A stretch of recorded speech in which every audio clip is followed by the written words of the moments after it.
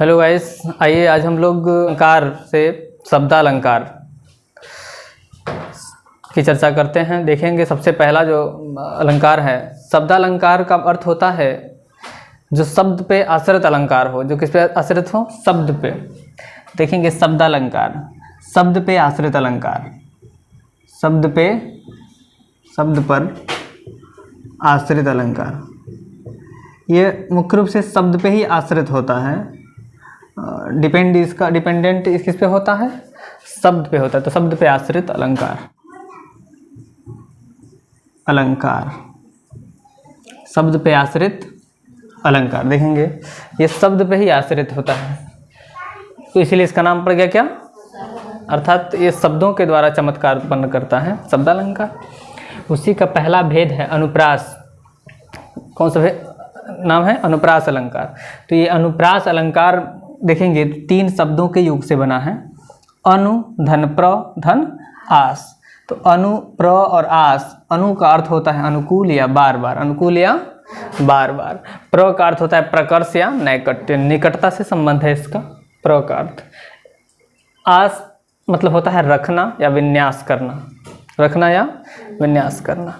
तो इसका अगर तीनों के अर्थ को हम देखेंगे तो हम लिख सकते हैं, अर्थात वर्णनीय रस होता है उसके अनुकूल, उसके अनुकूल जब हम शब्दों को क्या करते हैं, निकट निकट, पास पास, बार बार, आस पास और बार बार जब हम रखते हैं एक क्रम से, तो उसको क्या बोलते हैं हम लोग?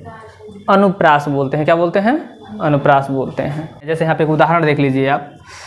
मुदित महीपति मंदिर आए, सेवक सचिव सुमंत्र बुलाए। तो देखेंगे यहाँ पे म की आवृत्ति हो रही है, हो रही कि नहीं हो रही? तो म वर्ण की आवृत्ति है, और यहाँ पर देखेंगे आप स की आवृत्ति हो रही है। तो एक क्रम से अगर कोई भी अक्षर की आवृत्ति होगी, किसी वर्ण या अक्षर की आवृत्ति होती है, वहाँ पे अनुप्रास होता है। आपको यही समझना है अनुप्रास अलंकार में। म वर्ण की, मुदित महीपति मंदिर में म वर्ण की, और सेवक सचिव सुमंत्र में स वर्ण की आवृत्ति होने से यहाँ अनुप्रास अलंकार है। स्पष्टीकरण जब लिखा जाता है, इस उदाहरण के वास्ते स्पष्टीकरण दिया जाता है, तो स्पष्टीकरण में लिखा जाता है कि उपरोक्त पंक्ति में, या यहाँ ऐसे भी लिख सकते हैं, यहाँ मुदित महीपति मंदिर में म वर्ण की आवृत्ति से तथा सेवक सचिव सुमंत्र में स वर्ण की आवृत्ति से अनुप्रास अलंकार होगा। इस तरह से जो है कि आप इसका क्या करेंगे? स्पष्टीकरण देंगे। तो लक्षण, उदाहरण और स्पष्टीकरण, ये तीन चीज़ें जो है कि एग्ज़ाम में लिखी जाती हैं जब आता है। तो इसके अलावा और देखेंगे पहचानने के लिए ये काफ़ी है। इतना कॉम्पिटिटिव एग्ज़ाम में भी आप देखेंगे जितने भी प्रतियोगी परीक्षाएं हैं उसमें केवल उदाहरण दे देता है, पहचानना होता है कि हमें इसमें कौन सा क्या है अलंकार है। तो इस ऐसी कंडीशन में हमें अलंकार पहचानने के लिए जब कहा जाए तो हम देखेंगे कि वर्णों की आवृत्ति हो रही है, तो क्या होगा? अनुप्रास अलंकार है। कौन सा है? अनुप्रास अलंकार। इसमें इसके भेद बताए गए हैं, प्रमुख भेद बताए गए हैं 5, लेकिन हम आप लोगों के 6 भेद पढ़ाएंगे। कितने भेद पढ़ाएंगे? 6 भेद। पहला भेद देखेंगे आप लोग छेक अनुप्रास। पहला क्या है? छेक अनुप्रास। देखिएगा जो छेक शब्द है, छेक, ये जो छेक शब्द है इसका अर्थ होता है चतुर। क्या होता है? चतुर। तो अब लिखिएगा छेक शब्द का अर्थ क्या है? चतुर। ठीक है, कहने का मतलब ये है, ये चतुर लोगों को अति प्रिय जो है कि ये अनुप्रास। अनुप्रास का यह भेद चतुर लोगों को बहुत ही प्रिय लगता है। तो ये छेक का अर्थ होता है चतुर। इसमें क्या होता है कि एक वर्ण या अक्षर की केवल एक बार आवृत्ति होती है। क्या होती है? एक बार। स्वरूप व क्रम से देखेंगे तो वर्ण या अक्षर की केवल एक बार आवृत्ति होती है, अर्थात केवल 2 बार आता है वो अक्षर। कितनी बार आएगा? 2 बार। ऐसे में क्या होगा? छेकानुप्रास होगा। क्या होगा? छेकानुप्रास होगा। एक छेक लग जाएगा, ठीक है ना। तो ये अति आनंद मगन महतारी, देखेंगे एक उदाहरण दिया हुआ है, अति आनंद मगन महतारी। तो इसमें देखिएगा तो अ वर्ण की, अति आनंद में अ वर्ण की, मगन महतारी में म वर्ण की क्या है? आवृत्ति होने से यहाँ क्या होगा? हाँ, एक बार आवृत्ति होने से। कितनी बार आवृत्ति होने से? एक बार आवृत्ति होने से छेकानुप्रास होगा। फिर से देखेंगे, इस दूसरा एग्जाम्पल है, इस करुणा कलत हृदय में विकल रागिनी बजती। इस करुणा कलित हृदय में विकल रागिनी बजती। हमको उससे अर्थ से नहीं मतलब है, हमको समझने से मतलब है। देखेंगे क करुणा कलित है कि नहीं है, करुणा कलित हृदय में, तो क वर्ण की आवृत्ति से यहाँ पर क्या होगा, 6 का अनुप्रास होगा। क वर्ण की आवृत्ति से 6 का अनुप्रास यहाँ पर होगा। 2 बार आया है तो एक वर्ण केवल 2 बार आता है, अर्थात वर्ण की आवृत्ति एक ही बार होती है, तो वहाँ पे हम क्या कहते हैं, 6 का अनुप्रास है। दूसरा देखेंगे इसके बाद अनुप्रास का जो दूसरा भेद है वो है वृत्ति अनुप्रास। कौन सा है, वृत्ति अनुप्रास है। देखिएगा तो वृत्ति अनुप्रास में क्या होता है कि वहाँ पे हम लोग पढ़े हैं 6 का अनुप्रास में कि एक वर्ण की जो आवृत्ति होती है वो क्या होती है, 2 बार होती है। क्या होती है, मतलब एक वर्ण 2 बार आता है, नहीं उसकी आवृत्ति 1 बार होती है। आवृत्ति क्या होती है, 1 बार होती है, नहीं एक वर्ण कितनी बार आएगा, 2 बार। लेकिन यहाँ पे क्या होता है, अनेक बार आता है। अक्षर जब एक ही अक्षर जब बार बार आने लगे, अनेक बार आने लगे, तो हम कह सकते हैं क्या कि वृत्ति अनुप्रास होगा। कौन सा होगा, वृत्ति अनुप्रास होगा। ठीक है, जैसे देखेंगे एक उदाहरण यहाँ पे लिखा हुआ है, सुरभित सुंदर सुखद सुमन तुझ पर खिलते हैं। सुरभित सुंदर सुखद सुमन तुझ पर खिलते हैं, तो यहाँ पे कौन से वर्ण की आवृत्ति है, सुरभित मन होता है सुगंधित, सुंदर सुंदर जानते हैं, सुखद मन सुख देने वाले, सुमन मन होता है पुष्प तुझ पर खिलते हैं। सुगंधित सुंदर प्रसन्न कर देने वाले, सुख देने वाले पुष्प तुम पर क्या करते हैं, बहुत ही खिलते हैं। तो यहाँ पे उससे हमको अर्थ से तो मतलब है नहीं, हमें मतलब किससे है, 100 वर्ण की आवृत्ति यहाँ पे हो रही है। तो जब एक ही वर्ण जब बार बार आएगा 100 वर्ण की आवृत्ति से क्या हो जाएगा, यहाँ पर वृत्ति अनुप्रास होगा। 100 वर्ण की अनेक बार आवृत्ति से होने से क्या हो जाएगा, वृत्ति अनुप्रास होगा। एक और उदाहरण आप लोग देख लीजिएगा, चारु चंद्र की चंचल किरणें खेल रही हैं जलथल में, स्वच्छ चांदनी बिछी हुई है ओनी और अंबर तल में। पढ़े हैं आप लोग, किनका है ये पंक्ति, मैथिली शरण गुप्त जी की पंक्ति है। तो चारु चंद्र की चंचल किरणें, चारु चंद्र की चंचल किरणें, चंचल किरणें खेल रही हैं जलथल में, खेल रही हैं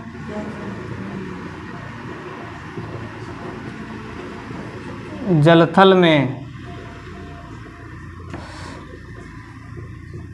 देखेंगे यहाँ पर जो चंद्रमा की जो किरणें हैं वो क्या कर रही हैं, जल और थल दोनों पे खेल रही हैं। स्वच्छ चांदनी बिछी हुई है उन्हीं अंबर तल में। ये जो है कि पंचवटी की जो सुंदरता है वहाँ का सुंदरता का वर्णन किया गया है, मैथिली शरण गुप्त ने किया है, साकेत से लिया गया है ना। तो उसी में जो है कि लिखते हैं ये चारु चंद्र की चंचल किरणें खेल रही हैं जलथल में।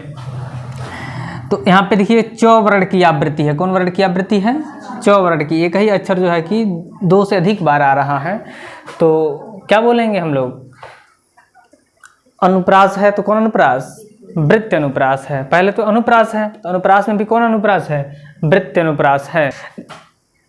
इसके अलावा देखेंगे आप लोग तो बहुत सारे उदाहरण है, जैसे कि एक और उदाहरण आपको यहाँ पे लिखते हैं हम यहाँ पे, शेष महेश गणेश दिनेश सुरेश हूँ जाहि निरंतर गाँव। यहाँ पे 100 वर्ण की आवृत्ति होने से क्या हो जाएगा, 100 वर्ण की आवृत्ति से वृत्ति अनुप्रास हो जाएगा। चलिए एक और उदाहरण आपको बताते हैं, जैसे मोर मुकुट मकराकृत कुंडल। मोर मुकुट, हाँ पढ़े हैं, किनका पंक्ति है, मोर मुकुट मकराकृत कुंडल।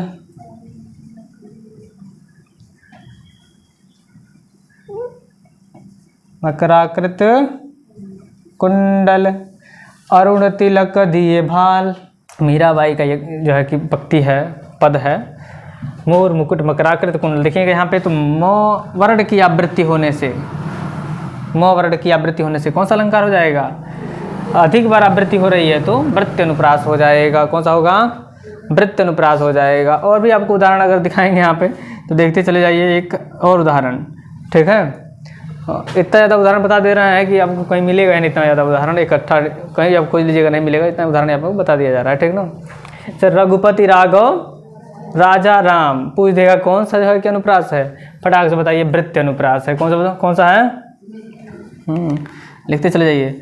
रघुपति राघव राजा राम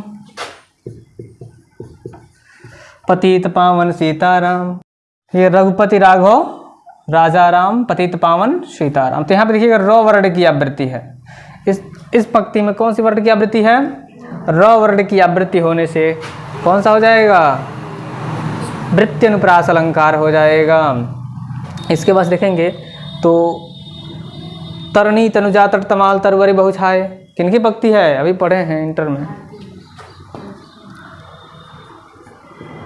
तरणी तनुजा तट तमाल तरवरी बहुछाए। पुनः देखिए, तरणी तनुजा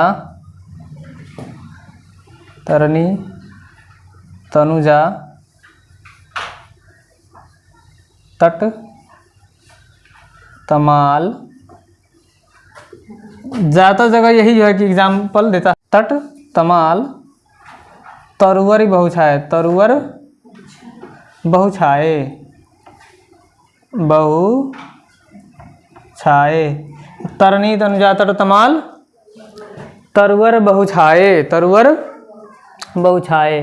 तो ये देखिए, ये जो है कि किनकी पंक्ति हो गई? हाँ, भारतेंदु युग के जनक कहे जाते हैं। कौन है? भारतेंदु हरिश्चंद्र जी की पंक्ति है। इसमें किसकी सौंदर्य की वर्णन किया गया है? यमुना के सौंदर्य की। किस नदी के सौंदर्य की? तरणी, तरणी माने यमुना, तरणी माने यमुना, ठीक ना।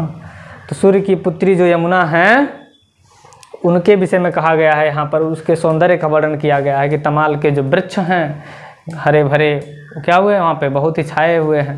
तो यहाँ पे हमें अर्थ से मतलब नहीं है, हमें किससे मतलब है?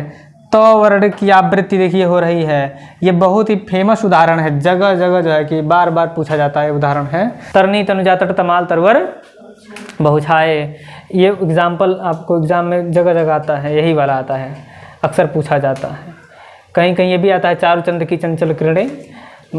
तो ये जो है कि एग्जाम्पल मोस्ट इम्पॉर्टेंट रहेगा आपके लिए वृत्ति अनुप्रास के लिए। किसके लिए?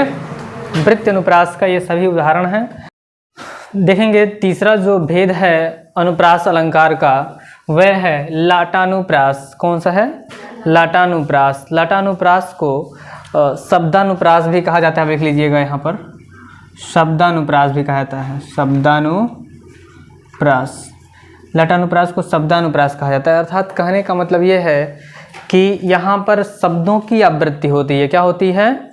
यहाँ वर्ण की नहीं, यहाँ पे शब्द एक वाक्य खंड हो, एक से अधिक बार आए, पुनरावृत्ति हो, उसका दोहराया जाए, लेकिन उसका अर्थ क्या हो? एक ही हो, तो उसको क्या कहेंगे? लटानुप्रास कहेंगे या शब्दानुप्रास कहेंगे। जैसे एक उदाहरण देखिएगा यहाँ पे, आदमी हूँ आदमी से प्यार कर। इसमें जो आदमी शब्द है क्या है? आदमी शब्द देखिए 2 बार आया है। कितनी बार आया है? 2 बार आया है। देखेंगे इसका तीसरा जो एग्जाम्पल है, पूत सपूत तो क्यों धन संचय, और पूत कपूत तो क्यों धन संचय। देखिए यहाँ पे क्या हो रहा है, जब अर्थ इसका निकालिएगा ना तब इसका पता चलेगा कि ये तो कुछ अलग बात है। यहाँ पे कहा जा रहा है कि पूत सपूत, यहाँ पे सपूत है, यहाँ पूत है, यहाँ भी पूत है। देखिए दोनों जगह पूत पूत है ना, दोनों का अर्थ पुत्री है, बेटा ही है, अन्य कोई अर्थ नहीं है। यहाँ ध्यान रखना, ये वाली बात यही है। इसका अर्थ निकालिएगा तो ये कहा जा रहा है कि अगर पूत अगर सुपुत्र है, अच्छा पुत्र है, तो उसके लिए धन क्यों इकट्ठा करना, क्योंकि अच्छा है तो खुद ही कमा लेगा, क्यों इकट्ठा कर लेगा।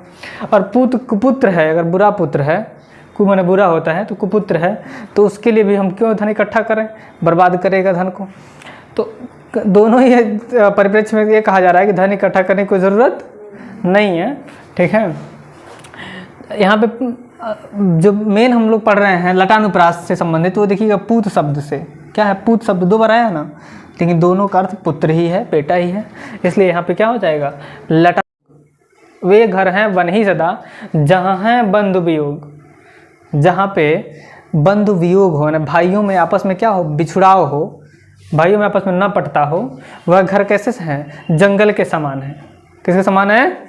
जंगल के समान है। जो घर, जिस घर में भाइयों को आपस में बनता ही ना। वे घर हैं बन ही सदा जहाँ नहीं बंधु वियोग, और वे देखिए इसका अन्वय जब करेंगे तो ये अर्थ होगा कि वह वन भी घर बन जाता है जहाँ पे बंधुओं में आपस में वियोग नहीं होता है, भाइयों में आपस में बिछड़ाव नहीं होता है। वो जंगल भी घर लगता है यदि भाई में बिछुड़न न हो तो। यदि भाई में बिछड़ाव हो तो घर ही क्या बन जाता है, जंगल बन जाता है। तो यहाँ पे जो बंधु वियोग है, ऐसा देखने में इस जो वाक्यांश है ये छोटा सा, इसका जो है क्या हुआ है, पुनरावृत्ति हुई, दोहराया गया है। तो यहाँ पे लटानुप्रास हो जाएगा, शब्दों का क्या हुआ है, दोहरा हुआ है, लेकिन अन्वय करने पे उसका अर्थ अलग निकल रहा, समझते रहेंगे। दूसरा देखिए घ देखिएगा, श्रुत्यनुप्रास। कौन सा है, श्रुत्यनुप्रास को समझेंगे तो है एक ही उच्चारण स्थान से उच्चरित होने वाले वर्णों की आवृत्ति जब होती है तो वहाँ पे कौन सा होता है, श्रुत्यनुप्रास होता है। एक ही उच्चारण स्थान का मतलब है, जैसे आप लोग पढ़ते हैं कंठ तालु मूर्धा दंत्य ओष्ठ पढ़ते हैं ना, तो ये जो है एक ही उच्चारण स्थान को हम ऐसे समझ लेंगे। जैसे आप लोग पढ़ते हैं स्पर्श व्यंजन को मैं केवल लेता हूँ, देखिएगा स्पर्श व्यंजन को मैं केवल ले रहा हूँ, यही समझा देते हैं, समझ में आ जाएगा। स्पर्श व्यंजन में आप लोग पढ़े हैं कचट तप, क च ट त प, कचट तप। कचट तप मीन्स क वर्ग च वर्ग, 5 वर्ग में होता है ना स्पर्श व्यंजन, 5 भागों में बटा हुआ है, 5 वर्गों में, ट वर्ग और त वर्ग, ठीक है, और प वर्ग, ये 5 वर्गों में बटा हुआ है। और इसमें क से अंग तक होता है, क से अंग, इसमें च से य, इसमें ट से ड़, और इसमें त से न, इसमें प से म। ये 5-5 लेटर होते हैं सब में कुल 25 वर्ड होता है स्पर्श व्यंजन। आपको का वर्णमाला जब पढ़ाएंगे उसमें ये सब बातें पढ़ाएंगे आपको। तो स्पर्श व्यंजन 25 होते हैं, ये 5 होता है। इसमें देखिएगा तो एक सूत्र होता है केटीएम 2, क्या होता है, केटीएम 2, केटीएम 2, KTMDO, ठीक है। इसी से आपको याद रखना होगा। के से होता है कंठ, क्या होता है, कंठ। टी से होता है तालु, और यम से होता है मूर्धा या मूर्धन्य, ठीक है। और डी से होता है दंत या दंत, ओ से होता है ओष्ठ, क्या होता है, ओष्ठ। तो इस तरह से आप याद कर सकते हैं। तालव्य कंठ, तालव्य कंठ, तालव्य मूर्धा, मूर्धन्य, दंत, ओष्ठ। तो ये पांचों जो है वर्गों का आप ऐसे उच्चारण स्थान याद कर सकते हैं। तो एक ही उच्चारण स्थान से, यानी किसी एक ही वर्ग से होगा वो, अगर देखेंगे तो इसमें जो वर्ण की आवृत्ति होगी तो समझेंगे क्या होगा, क्या हो रहा है वहाँ पे, श्रुत्यनुप्रास अलंकार हो रहा है। कौन सा अलंकार हो रहा है, श्रुत्यनुप्रास अलंकार होता है, ध्यान दीजिएगा। जैसे यहाँ पे देखेंगे हम लोग तो एक प वर्ड है, प, या देखिएगा भ है, ठीक है, और प है, भ है, और क्या है, फ है। देखिए प फ ब भ, ये देखिए किस में आता है, ओष्ठ में आता है। किस में आता है, ओष्ठ में आता है। यानी इसका उच्चारण स्थान सबका क्या है, प का, भ का और फ का, ये तीनों का उच्चारण स्थान क्या है, एक ही है। क्या है, एक ही है। इसलिए यहाँ पे क्या हो जाएगा, आप कह सकते हैं कि श्रुत्यनुप्रास अलंकार होगा। क्या होगा, श्रुत्यनुप्रास अलंकार होगा। एक और उदाहरण आप देख के हम आपको समझा देते हैं, समझ लीजिएगा। दीनांत था, क्या था, दीनांत था, थे दीनानाथ डूबते, थे दीनानाथ डूबते। दीनांत था, थे दीनानाथ डूबते, सधेनु ग्वाल बाल सब घर आ रहे थे। सधेनु ग्वाल बाल सब, ग्वाल बाल सब घर आ रहे। अब देखिएगा तो यहाँ पे जो एक वर्ड की आवृत्ति हुई है वो कौन सी, मतलब किस वर्ग की आवृत्ति हुई है, कौन से वर्ग में से। तो आप देखेंगे यहाँ पे द, त, थ, द, थ, ध, ठीक है। त थ द ध न भी है कि नहीं है। त थ द ध न, ये पूरा का पूरा दंत है। क्या है, उच्चारण स्थान पूरा का पूरा दंत है, तो दंत उच्चारण स्थान होने के कारण से कौन सा हो जाएगा? श्रुत्यनुप्रास। आप कह सकते हैं कि श्रुत्यनुप्रास होगा। नंबर 5 है अंत्यानुप्रास। क्या है? अंत्यानुप्रास अलंकार को समझना बहुत ही आसान है, इससे इजी कोई अलंकार नहीं है। ठीक है, यहाँ पे देखेंगे कि शब्दों के अंत में समान ध्वनि की आवृत्ति होकर, शब्दों के अंत में या पंक्तियों के अंत में आप कह सकते हैं कि समान ध्वनि की आवृत्ति अगर हो रही है तो वहाँ पे क्या कहेंगे? अंत्यानुप्रास अलंकार है। कौन सा है? अंत्यानुप्रास। जैसे आप हनुमान चालीसा उठा लीजिए, जय हनुमान ज्ञान गुण सागर, जय कपीस तिहु लोक उजागर, है ना? तो देखिए र आ रहा है ना, उजागर, जय कपीस तिहु लोक उजागर, जय हनुमान ज्ञान गुण सागर, तो आ रहा है गर गर दोनों में आ रहा। देखिए तो ये क्या है? तुक मिल रहा है। क्या मिल रहा है? इसको राइम स्कीम बोलते हैं इंग्लिश में। अगर ये मिल रहा है, राइम अगर मिल रहा है, तुक मिल रहा है, तो कहेंगे कि यहाँ पे क्या है? अंत्यानुप्रास है। कौन सा है? अंत्यानुप्रास है। ठीक है, एक तो हम कह सकते हैं तुलसीदास जी का कोई भी अगर आप उठा के देख लीजिएगा, चौपाई भी कोई उठा लीजिए। ठीक है, का वर्षा जब कृषि सुखाने, समय चुकी पुनी का पछिताने। एक और बहुत फेमस उदाहरण मैं आपको देता हूँ उसी से, कि देखिएगा, मांगी नाव न केवट आना, मांगी नाव न केवट आना, कहीं तुम्हार मरम में जाना। ये बहुत खूबसूरत उदाहरण है। लिखिए, मांगी नाव न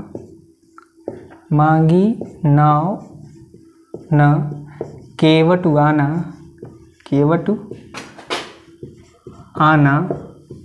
कहीं तुम्हार मरम में जाना, कहीं तुम्हार मरम में जाना।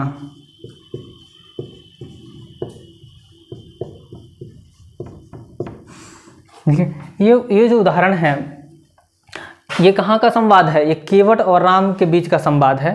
जब राम जी क्या कर रहे हैं? नदी पार करने के लिए केवट को बुला रहे हैं कि आओ हमें क्या करो, नदी पार करा दो। तो उस समय जो है कि केवट इनको कह रहा है, ना मैं नहीं आऊँगा, मैं आपको जानता हूँ। मांगी नाव न केवट वाना, केवट से नाव मांगने के बाद वाने से इनकार कर देता है। कहता कि नहीं मैं आपका मरम जानता हूँ, मैं आपका मरम जानता हूँ, जो ना जाने सो, मैं आपको अच्छी तरह जानता हूँ, पहचानता हूँ। अंतिम पंक्ति क्या हो रही है? मिल रही है, स्तुक मिल रहा है, तो हम कहेंगे कौन सा अलंकार है? अंत्यानुप्रास अलंकार है।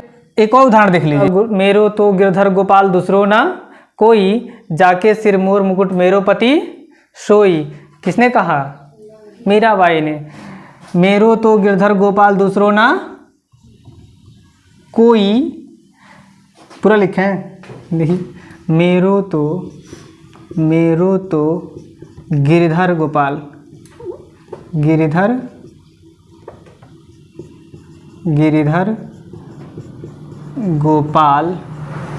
दूसरो ना कोई,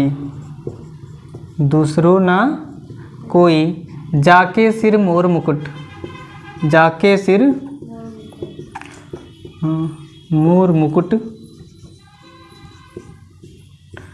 मेरो पति सोई, मेरो पति सोई।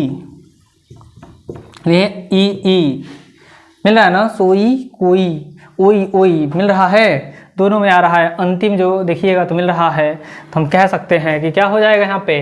अंत्यानुप्रास अलंकार होगा। कौन सा होगा? अंत्यानुप्रास होगा। छठवां जो अनुप्रास हम बता रहे हैं आपको, ये कॉम्पिटिटिव एग्जाम में ऐसे क्वेश्चन भी बन जाते हैं कई बार।